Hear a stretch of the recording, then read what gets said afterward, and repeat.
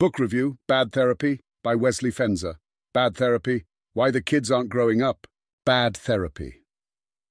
Why the Kids Aren't Growing Up is Abigail Shrier's latest entry in the culture war. Her previous entry was Irreversible Damage, the transgender craze seducing our daughters, which I did not read and have no plan to, but the title seems to pretty clearly communicate where it's coming from. Bad Therapy is a similarly critical take on one of the left's favourite things. As the title suggests, the book is critical of the mental health industry. But that's really only half of it. The other half is an indictment of gentle parenting. Her thesis seems to be that therapists have convinced all the parents that doing any real parenting is bad and wrong, where real parenting is like yelling and ignoring your kids, also spanking. She has a real thing about spanking. She never actually comes out in favour of spanking, but keeps bringing it up as something parents used to do in the good old days, and how really it isn't so bad. The book is interesting because it contains numerous valid criticisms of the way our children are overdiagnosed, medicalised, and medicated, mixed with a bunch of nonsense about how the kids today just need discipline or whatever. Shrier comes out swinging in the introduction with passages like, "We rushed our kids back to the mental health professionals who had guided our parenting, this time for testing, diagnosis, counseling, and medication. We needed our kids and everyone around them to know. Our kids weren't shy. They had social anxiety disorder, or social phobia. They weren't poorly behaved. They had oppositional defiant disorder. They weren't disruptive students. They had ADHD. It wasn't our fault, and it wasn't theirs. We would attack and finally eliminate the stigma surrounding these diagnoses. Rates at which our children received them soared." You can tell right away that this is a work of persuasion, not an even-handed look at the evidence. When you read a Scott Alexander deep dive, there are detailed looks into scientific studies, examinations of the quality of the evidence, and a constant acknowledgement of what remains unknown. This book is not like that. Its bread and butter are interviews with supposed experts, often weirdly including details about what they were wearing or how attractive they are, and illustrative anecdotes. This is, unfortunately in my experience, just how these books are written.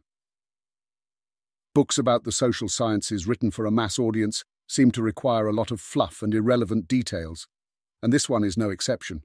The closing of the introduction sets the tone for the rest of the book. With the charisma of cult leaders, therapeutic experts convinced millions of parents to see their children as challenged. They infused parenting with self-consciousness and fevered insecurity. They conscripted teachers into a therapeutic order of education, which meant treating every child as emotionally damaged. They pushed pediatricians to ask kids as young as 8, who had presented with nothing more than a stomachache, whether they felt their parents might be better off without them. In the face of experts' implacable self-assurance, schools were eager, pediatricians willing, and parents unresisting. Maybe it's time we offered a little resistance. One last caveat before we get into it. Here's what I said in my review of Polysecure. Twin studies tend to show that parenting style has very little effect on anything measurable in adulthood, with variation being about half genetic and half non-shared environment, with very little effect from shared environment, which includes family life and parenting style. The same applies here. Whatever effect parenting has on adult behavior is dwarfed by genetics and non-shared environment, with some evidence suggesting that genetics cause the lion's share. The effects described by Shrier are probably real in most circumstances, but ultimately small potatoes compared to the dispositions we're born with. Sometimes the cure is worse than the disease. Shrier begins by introducing the term iatrogenesis, which she defines as the phenomenon of a healer harming a patient in the course of treatment.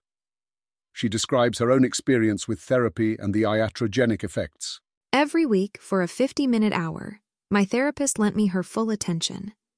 If I bored her with my repetition, she never complained. She was a pro. She never made me feel self-absorbed, even when I was. She let me vent. She let me cry. I often left her office feeling that some festering splinter of interpersonal interaction had been eased to the surface and plucked. She helped me realize that I wasn't so bad. Most things were someone else's fault. Actually, many of the people around me were worse than I'd realized. Together, we diagnosed them freely. Who knew so many of my close relatives had narcissistic personality disorder? I found this solar plexus level comforting. In quick order, my therapist became a really expensive friend, one who agreed with me about almost everything and liked to talk smack about people we sort of knew in common. I've never had a therapist, but many people I'm close with have, and this sounds pretty similar to their experiences. There seems to be a certain type of therapist who seems more like a cheerleader than anything else. They ask you what you did over the past week and reassure you that you displayed strength, prudence, and empathy. Any conflict you had was a case of other people being unreasonable. You'd leave with a sense that you were making progress on your mental health despite no actual progress being made. Shreya goes on to tell a story of how her boyfriend proposed to her, but a month before her wedding, her therapist claimed she wasn't ready to get married and they needed to do a little more work. Shreya politely disagreed, stopped therapy, and got, happily she claims, married. She points out that as an adult, she was able to disagree with her therapist and make her own choices, but the children in similar situations are not typically equipped to say these things. The power imbalance between child and therapist is too great. Iatrogenesis is a known risk in physical medicine. Every medical procedure carries a risk of mistakes or side effects. The same risk, Shreya argues, applies to mental health care. Any intervention potent enough to cure is also powerful enough to hurt. Therapy can cut off our normal healing process, preventing us from being resilient or moving past things in the natural, intuitive ways. Therapy can lead a client to understand herself as sick and rearrange her self-understanding around a diagnosis. Therapy can encourage family estrangement, coming to realize that it's all mom's fault and you never want to see her again. Therapy can exacerbate marital stress, compromise a patient's resilience, render a patient more traumatized, more depressed, and undermine her self-efficacy so she's less able to turn her life around. Therapy may lead a patient by degrees, sunk into a leather sofa, well-placed tissue box close at hand, to become overly dependent on her therapist. Shreya points out that even when the symptoms of mental illness get worse, patients assume that therapy has helped. As evidence, she cites a 2003 study about the aftermath of 9/11. New York City was flooded with mental health professionals doing psychological debriefing, basically a brief 1-3-hour session to process a traumatic event. Although the majority of debriefed survivors describe the experience as helpful, there is no convincing evidence that debriefing reduces the incidence of PTSD, and some controlled studies suggest that it may impede natural recovery from trauma. Shreya argues that therapy often makes us feel good, but has no or a negative effect on our longer-term mental health. Therapists themselves often never know because few bother to actually keep track of side effects. Even if they wanted to, there are no actual guidelines for doing so, or even clear guidance on what is harm and what isn't. Are the kids all right? Gen Z has a lot of issues. According to Shreya, less than half rate their mental health as good. 40% have received mental health treatment. 1 in 6 children aged 2 to 8 have a diagnosis. 10% have ADHD. Another 10% have an anxiety disorder. Even as the number of therapists and availability of treatment has increased exponentially, the number of problems, including teen suicides, grows and grows. Teens today so profoundly identify with these diagnoses, they display them in social media profiles, alongside a picture and family name. Today's children are seeing therapists in unprecedented numbers, but are also doing therapy-like things all the time, most notably in schools. They're set to receive more in the future. In addition to the constantly expanding school counseling staff, tech platforms such as Talkspace openly aspire to provide therapy to every child. In addition to the official therapy kids are getting, therapy-adjacent concepts have leaked into the culture. A decade ago, a writer for Slate noted that instead of using moral language to describe misbehavior, educated parents had begun employing therapeutic language. A-list adolescent heroes from Huck Finn to Dylan McKay suddenly struck us as undiagnosed sufferers of oppositional defiant disorder or conduct disorder.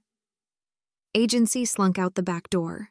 Suddenly, every shy kid had social anxiety or generalized anxiety disorder. Every weird or awkward teen was on the spectrum, or at least spectrum-y. Loners had depression. Clumsy kids had dyspraxia. Parents ceased to chide picky eaters, and instead diagnosed and accommodated the food avoidant. Formal diagnosis: avoidant restrictive food intake disorder, or ARFID. If a kid whined about an itchy tag at the back of his shirt or complained that hallway noise kept him from getting restful sleep, his parents didn't tell him to ignore it.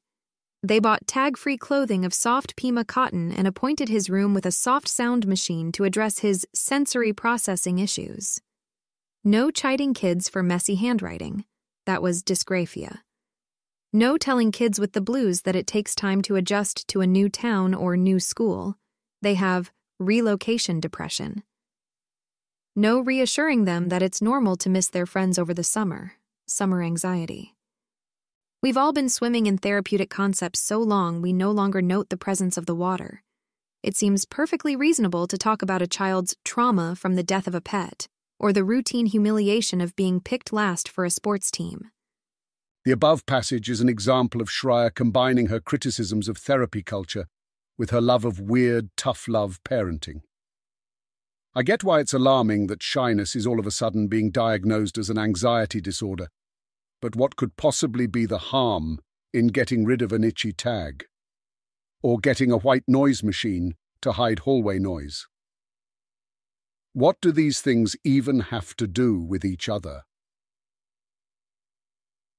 The common factor seems to be Schreier's belief that, unless a kid is on fire, the best answer to every problem is, suck it up, Junior. In this way, the book isn't really a criticism of therapy, so much as it's a criticism of our modern culture. Schreier seems to believe that we value kids' well-being too much, and they would all be better served with authoritarianism and discipline. Schreier paints a picture of adolescents being kept in perpetual childhood, often into their 30s. She presents several anecdotes of overreaching parents managing their children's schedules, handling their daily tasks, and even one who tracked her daughter's menstrual cycle. The anecdotes are amusing, though not terribly convincing. There is a real phenomenon, however, of young people doing fewer adult things like driving, working, having sex, and living alone. There could be a lot of explanations for this trend, but overindulgent parents are one plausible factor. Schreier also points out that liberal parents transfer their own anxieties about the world onto their children, particularly when it comes to climate change. Climate anxiety is becoming a common diagnosis as children listen to their parents predict planetary doom and internalize that the future will be a disaster. Meanwhile, rather than reassure their children that things will probably be fine, the most liberal parents embrace the despair, believing that anxiety is the mature response to the state of the world. I don't know how common this is, but it definitely happens. Therapy for kids, though? I'm a divorce lawyer, so I know a thing or two about bad incentives. The best divorces are the ones that settle early, often without the involvement of a lawyer. If I'm serving my clients well, I urge them to go to mediation, settle quickly, and stay out of court. That also has the side effect of making me much less money. The worst, most acrimonious divorces are the ones that earn their lawyers the most money. We're all incentivized to encourage our clients to fight like hell over every petty issue. Therapists have similar incentives. Ideally, a therapist's will help someone improve their mental health and discharge them quickly. But their incentives are to encourage their patients to remain lifelong customers. The best therapists rise above these incentives and help their patients get well. But the most successful keep their patients doubting their own mental health and dependent on their therapist for life. Schreier argues that putting kids in therapy carries the inherent risk of telling them that their parents think something is wrong with them. It also undermines parental authority, though I disagree with Schreier that this is inherently a problem. Some parents ought to be undermined. Therapy carries another inherent risk. telling kids to focus on their feelings. Placing undue importance on your emotions is a little like stepping onto a swivel chair to reach something on a high shelf. Emotions are likely to skitter out from under you, casters and all. Worse, attending to our feelings often causes them to intensify. Leading kids to focus on their emotions can encourage them to be more emotional. Scheer claims repression is often necessary for a healthy emotional life. Everyone always has something they could be upset about, and asking someone how they're doing can cause them to focus on it. Our natural tendency toward negativity, Schreier argues, will cause us to focus on whatever negative emotions we're feeling, amplifying them. Why? I asked. If all you're doing is asking each morning, "How are we feeling today, Brayden?" isn't the child as free to provide a positive answer as a negative one? That isn't true, Lyndon shot back. Nobody feels great, he said. Never, never, ever. Sit in the bus and look at the people opposite from you. They don't look happy. Happiness is not the emotion of the day. I'm not sure what to call this view, but let's just say it's not my experience. When someone asks me how I'm doing, I tend to focus on positive emotions. I've met people that definitely do this, but then tend to be pretty unhappy no matter what anyone asks them. I agree with her point, though, that spending an hour focusing on our own internal state is probably not time well spent. Spending an hour catching up with a friend or trying to overcome a challenge would do much more for someone's mental health. How to ruin a kid in 10 easy steps. Schreier's look into the evidence suggests that there are some pretty well-established ways of improving mental health, and that much of our modern practice does the exact opposite. She finds that most child therapy does what you might recommend if you were trying to raise a generation to be anxious and depressed. Schreier's bad therapy has 10 steps. Getting kids to focus on their feelings is step 1. Step 2 is to induce rumination. Therapists cause us to focus on our worst memories and dwell on them endlessly. Step 3 is to make happiness a goal but reward emotional suffering. Schreier claims that having the goal to be happy makes you unhappy. Sounds very Buddhist. She asks us to consider our grandparents. This is a common theme in the book, where Schreier suggests that we should emulate our grandparents because apparently they were paragons of good mental health practices. She tells a story about how her grandmother would be delighted by life's simple pleasures. Each produced in her the spasmodic glee of someone who never expected that her own life would be filled with happiness. I don't know about spasmodic glee, but I did have a chuckle at the idea that being excited about a fresh scoop of cream somehow means you expected a life devoid of happiness. Very silly. The other party of step 3, which probably ought to just be step 4, is to reward emotional suffering, which I see all the time. The more tragic your backstory, the more attention and sympathy it gets you. Actual step 4 is to affirm and accommodate kids' anxiety. Exposure therapy is proven effective, but often therapists will validate their patients' fears and encourage them to avoid whatever they are afraid of. Step 5 is to constantly track and monitor the child. She argues that adding monitoring to a child's life is functionally equivalent to adding anxiety. Stress-free play, the kind kids need for their development, requires privacy, risk, and independence. They can't get that if adults are always watching. Step 6 is to diagnose liberally. It makes a difference whether you tell your child that they like to daydream versus they had ADHD. A diagnosis is saying that a person does not only have a problem, but is sick. A diagnosis can demoralize a child or induce learned helplessness. Step 7 is to medicate. Schreier dedicates a whole chapter to medication, but the issues with over-medication should be obvious. Every psychological medication comes with pretty severe side effects and should only be taken if absolutely necessary. Step 8 is to encourage kids to share trauma.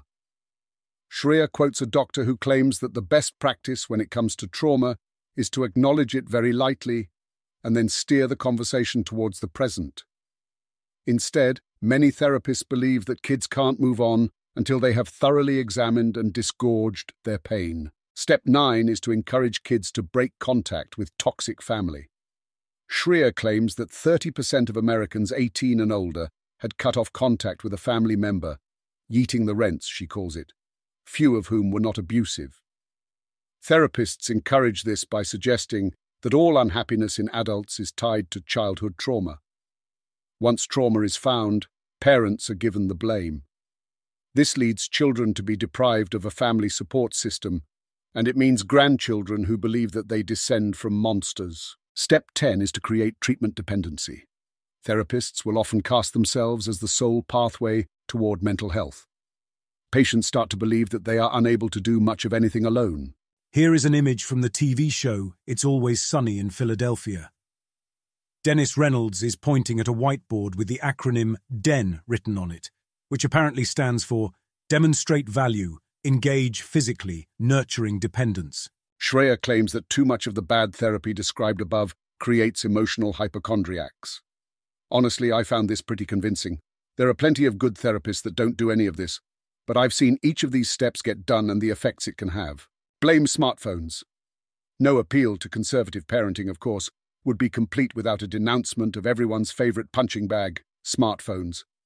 Smartphones are the eternal boogeyman of everyone born before 1994. If you didn't have a smartphone as a kid, then dadgummit, you know what ruining the kids today? It's the consarned phones.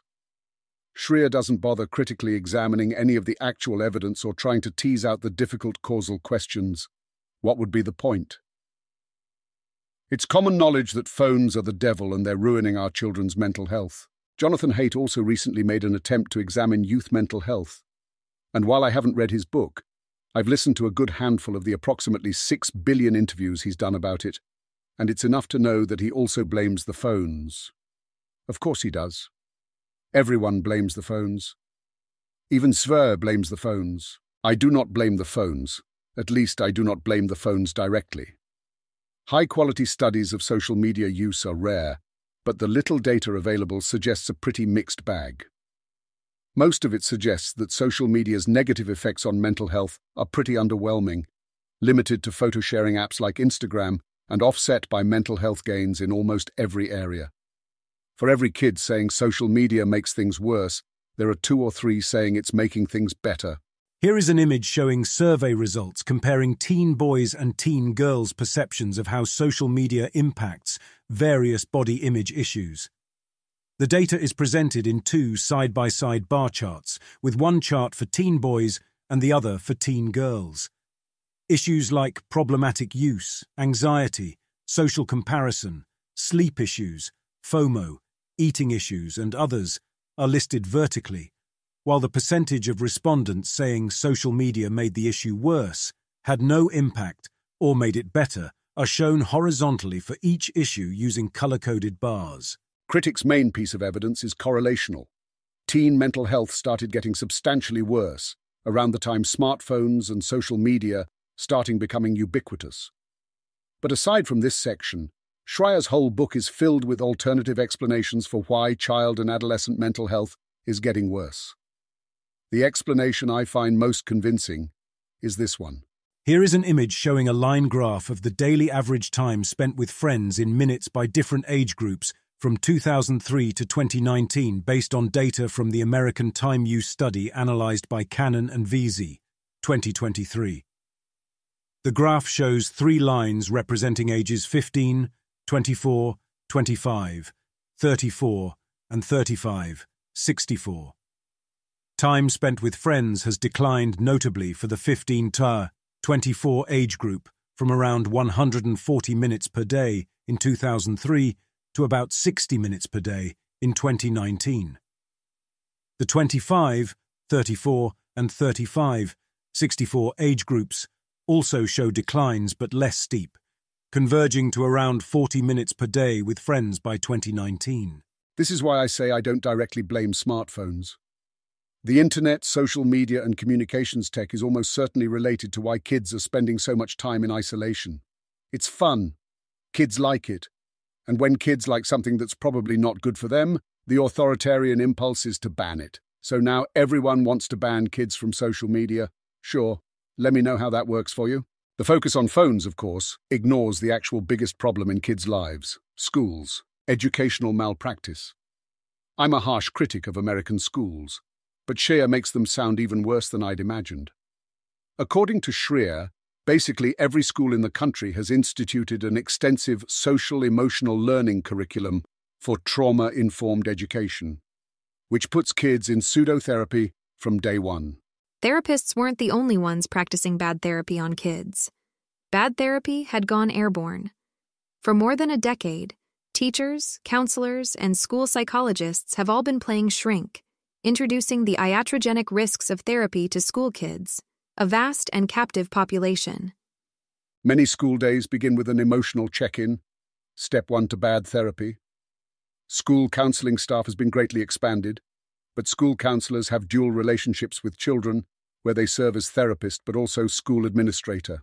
Except that school counselors, school psychologists, and social workers enjoy a dual relationship with every kid who comes to see them.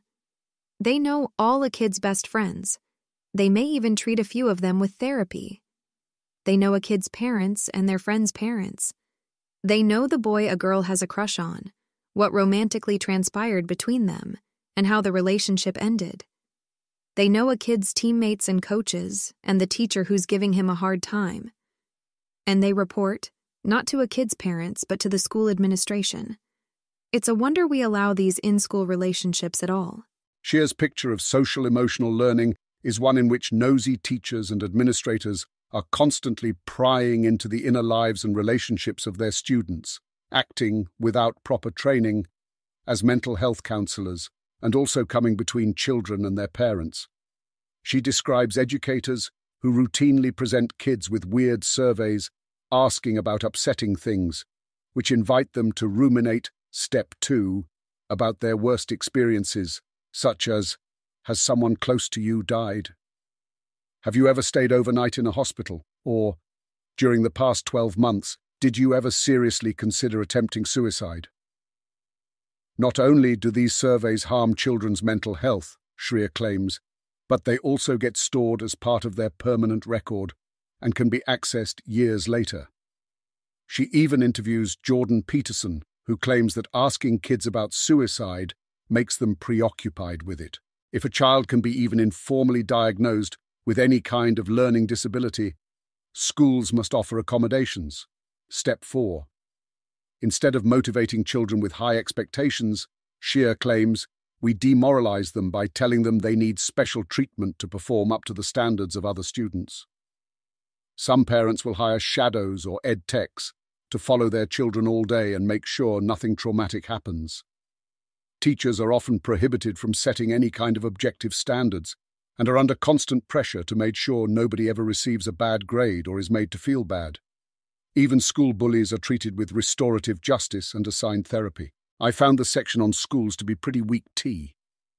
It's reflective of Shreya's conservative, tough-love parenting style throughout, constantly suspicious of any educational policy which doesn't rely on, metaphorically, beating kids into submission. Social-emotional learning sounds pretty terrible, but she mostly offers anecdotes, not any hard data about how prevalent the worst abuses are. I think it's very likely that schools are a big reason children's mental health is getting worse, but I don't think Shreya even comes close to describing the real issues with them. Giving kids some extra time on a test or allowing them to turn in their homework late really doesn't seem like it should cause big problems. You know what's actually wrong with schools? Kids hate them. They're boring. They teach uninteresting, useless things. They were designed to avoid empowering students and foster obedience. They insist that all students proceed at the speed of their slowest classmates. And most of all, kids have no choice but to attend, and very little choice about what to do once they get there. If you want to give kids good mental health, they need freedom. They need control over their own lives.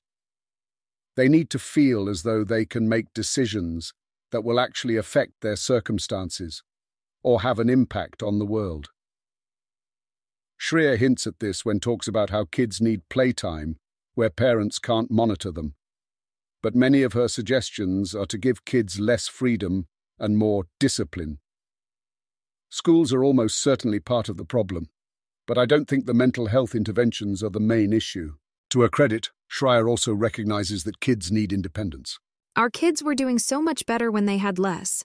Less distraction, less stimulation, less supervision, less intervention, less interference, less accommodation, less parenting. The weight of psychological research demonstrates what kids need most is for their parents and technology to stop interrupting, monitoring, curating, diverting them from the organic miracle of growing up. Schreier speaks approvingly of the free-range kids movement and 3-year-old Japanese children who are sent alone to buy groceries. Kids need to face actual danger, she says, so they learn how to navigate it. I agree with her. Kids do need freedom. It's exactly why I disagree with her that kids need discipline. Let kids make their own decisions and deal with the actual consequences, not artificial ones you've imposed to teach them a lesson. Your body is not a scoreboard. Schreier devotes an entire chapter to debunking The Body Keeps the Score by Bessel van der Kolk. I appreciated this chapter because I've encountered this idea before and it always struck me as pseudoscientific nonsense. Van der Kolk's theory is that past trauma is stored in the body, and those body memories can trigger PTSD in the present. Often this bodily stored trauma may be forgotten by the brain, but remembered by the body. With the help of a therapist, such memories could be unearthed and recalled. Another proponent of this idea, Gabor Mate, goes even further. Not only do we carry the trauma we personally experienced, but we harbor the trauma our parents or ancestors did as well. Trauma is in most cases multi-generational, Mate writes. The chain of transmission goes from parent to child, stretching from the past into the future. We pass on to our offspring what we haven't resolved in ourselves. Schreier points out that the problem with the body memory idea is that it's just a rehash of a previously debunked theory, repressed memory. In the 1990s, there was a giant scandal where a number of parents ended up in jail because therapists were able to discover repressed memories of abuse from their kids. Van der Kolk himself testified in several repressed memory cases. The convictions were overturned as the theory was largely discredited. It turned out that therapists were simply using the power of suggestion to implant false memories in their patients. I had no idea that The Body Keeps the Score was peddling repressed memory theory, but I'm glad Schreier took the time to push back against it. Schreier's crusade against gentle parenting.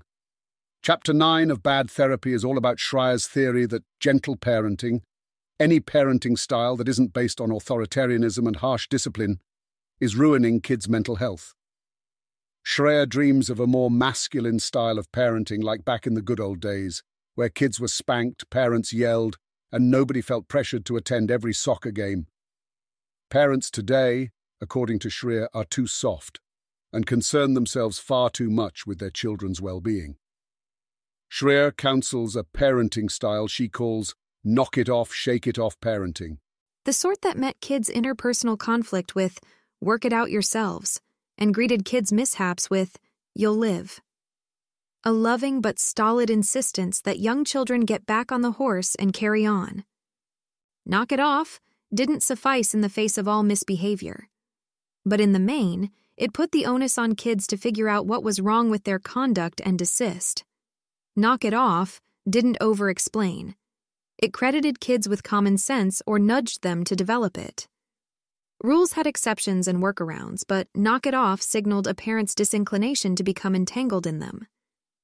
Every kid who hopes to hold down a job without making himself a terrible and disposable burden to an employer needed to master this art of following simple instruction, without 700 time-consuming follow-up questions. Knock it off meant, you're a smart kid, figure it out. But also, you can. Shake it off didn't solve the worst injuries, of course, but that was never its purpose. No one except a sadist ever thought a child could run on a broken leg. And it rarely operated alone. The other parent, the gentler one, often cushioned its impact. But Shake It Off did a hell of a job playing triage nurse to kids' minor heartaches and injuries, proving to kids that the hurt or fear or possibility of failure need not overwhelm them. Shake It Off provided its own kind of tough love and emotional nourishment, It taught kids to soldier into a world with the hopeful disregard of danger that a cynic might term naivete. Others call it courage. I actually agree with most of this prescription. Kids are far more capable than we tend to credit them. With my 4-year-old, I almost never intervene in a conflict unless she asks, and my usual advice is to tell the other kids how she feels. The difference is that I validate her feelings and let her decide how to proceed. Part of respecting that kids are capable means respecting their ability to make their own decisions. If she wants to get back on the horse and carry on, that's fine. But it's also fine if she doesn't. That's her decision. With injuries, I find there's very little for me to do most of the time. I do think it would be harmful if I fussed over every bruise or scrape, insisted on applying neosporin and bandages, or projected out my own anxiety about her getting hurt. But it would be equally harmful to withhold affection and downplay the very real pain that she's in. The important part is that I follow her lead when deciding how serious to treat something. If it's serious to her, it's serious to me, but I make sure to never, implicitly or otherwise, encourage her to think a minor injury is more of a big deal than it is. Shreya has a good point about parents who seek to impose consequences rather than punishments. Where things get a little murky is when the consequences aren't actually consequences. They're punishments in dress-up. Since you threw your food on the floor, I cannot take you to the park. I cannot take anyone to the park who throws their food on the floor, because now I have to spend the time I would have spent at the park cleaning this up. Would you like to help clean it up? This is supposed to impress the child because, after all, the parent has avoided appealing to her own authority. She merely offers description of what happened, non-hierarchical invitation to connect over the new task, and so much shrugging of shoulders. I don't make the rules here, I just follow them. But of course, it's also bollocks. A parent can take a kid to the park who has thrown his food on the floor. She just doesn't want to. And she does make the rules. Or at least she's chosen to adopt the rules, supplied by the parenting experts. But here is the parent straining to act as therapist, divesting herself of moral judgment, refusing to chide bad behavior. One of the things that makes parenting easier is remembering what it's like to be a kid, and nothing made me angrier than being lied to. Particularly enraging were lies about adults doing things that were clearly for their benefit and claiming it was for mine. Kids can tell the difference, and they can tell the difference between consequences and punishments. The thing is, you don't need to do that. You can just do what you want and be honest about it. If your kid is throwing a tantrum and it makes you want to skip your park trip, you can just say that. It's not a punishment if it's genuinely how you feel. The point is just to be honest that it's about you and what you want. Shreya has contempt for so-called parenting experts who counsel parents to empathize with their children, seek to be non-judgmental, and avoid punishments. This gentle parenting, she claims, turns children into monsters. They learn that there are no consequences for misbehavior and that acting out is the best way to get what they want.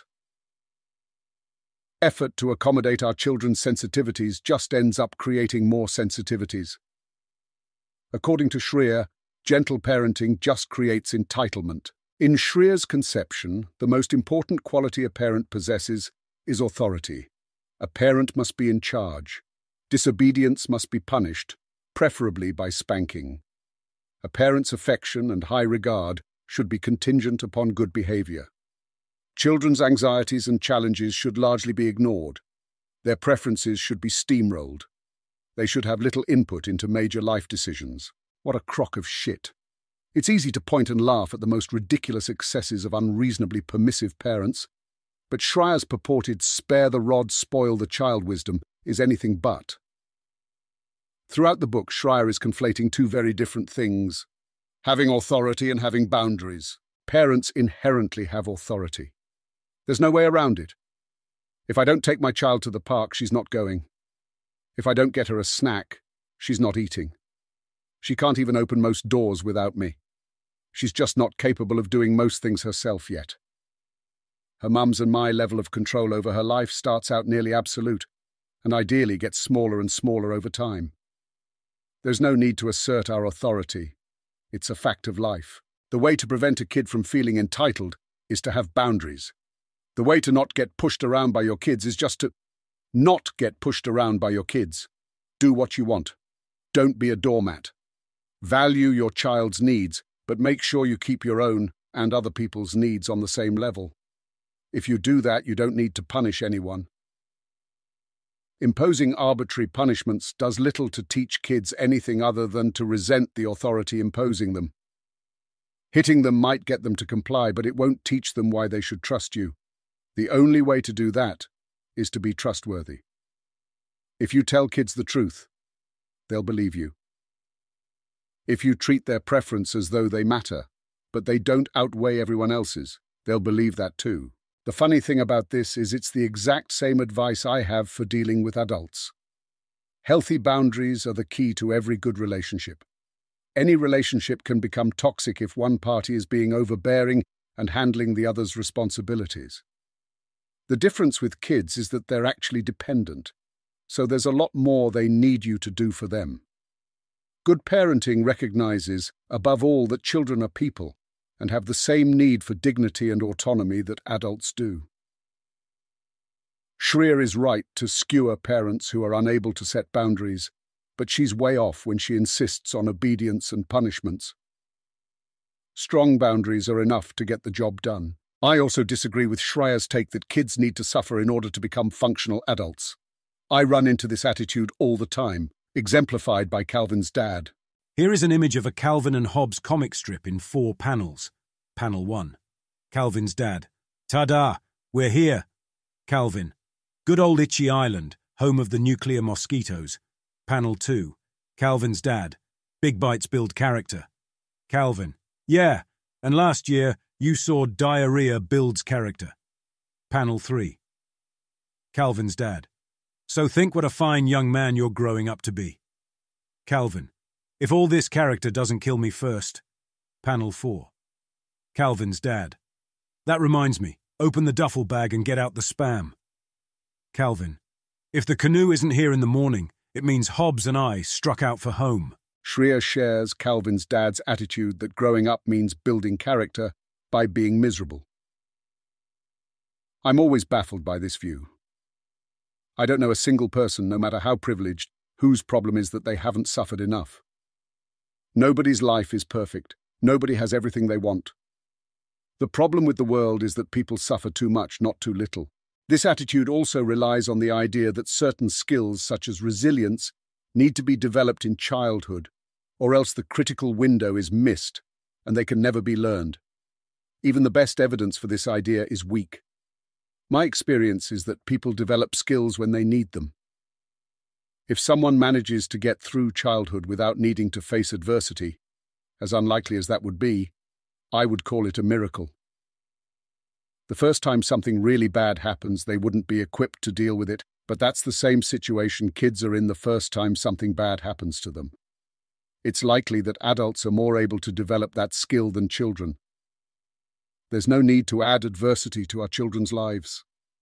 They'll face plenty eventually. Verdict: not recommended. Bad therapy isn't all bad.